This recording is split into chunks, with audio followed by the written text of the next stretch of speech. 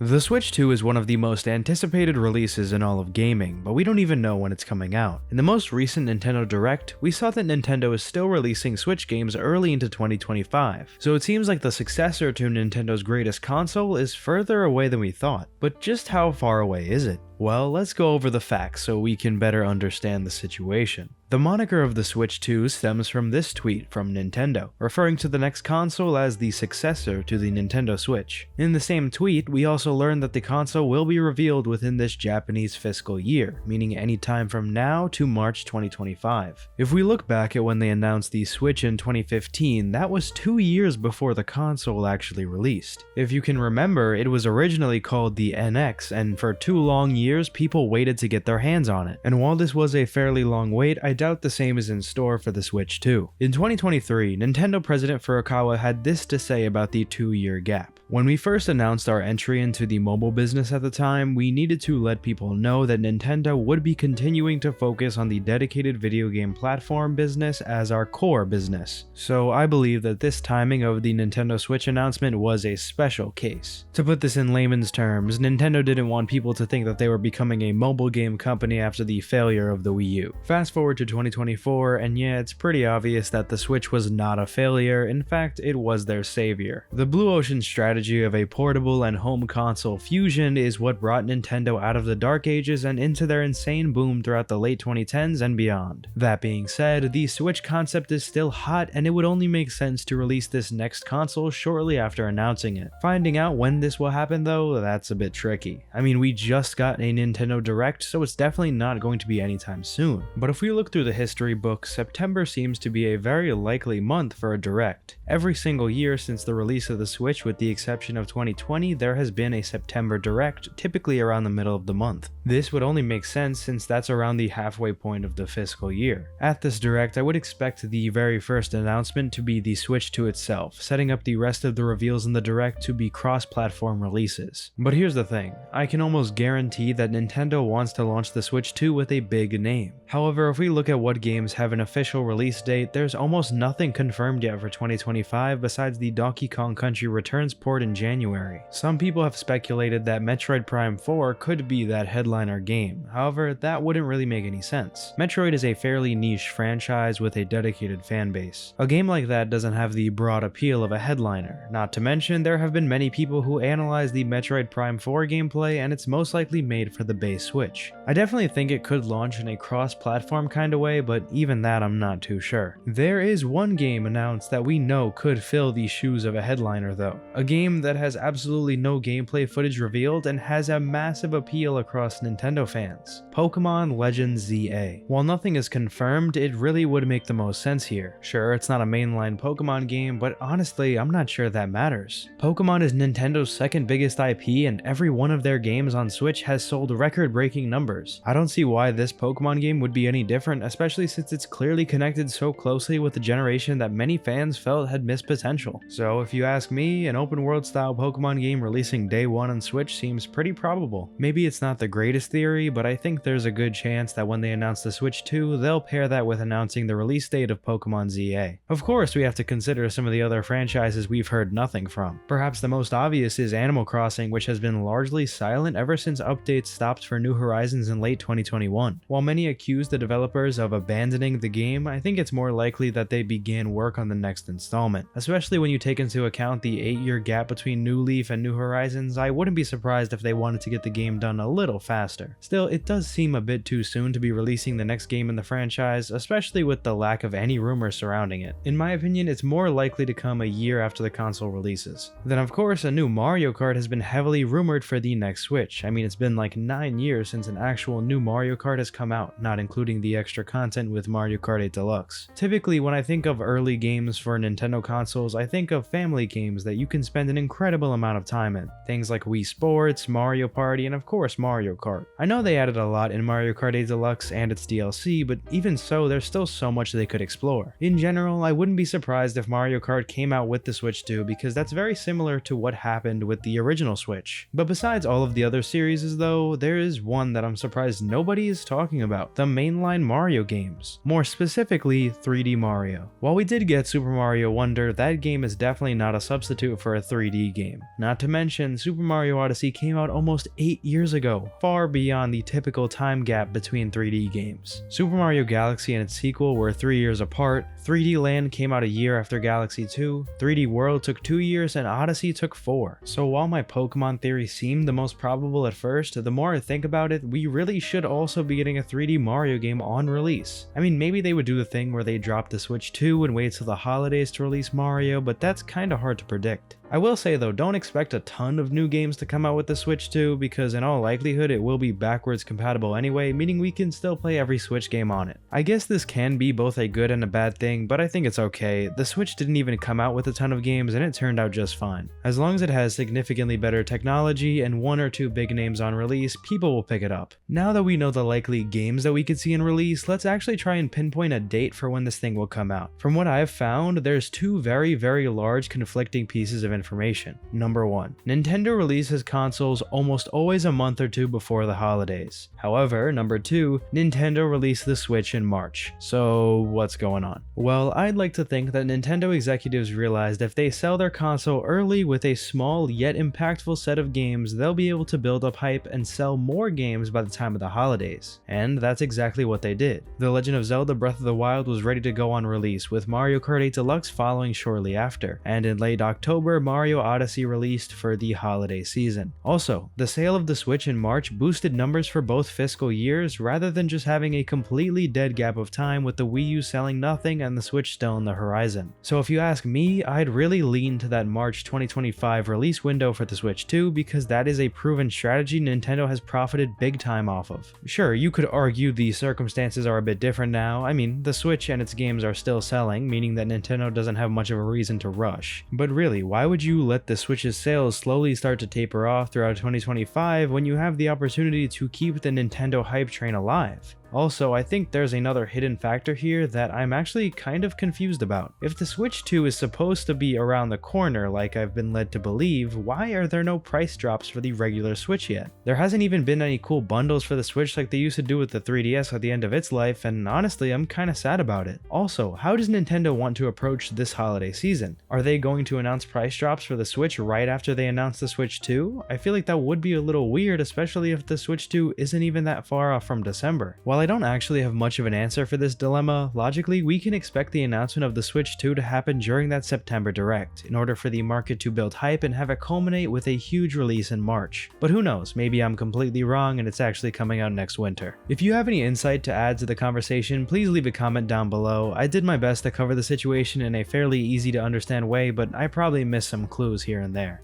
Anyway, all we can do for now is wait for the amazing reveal of the Switch 2 before March 2024.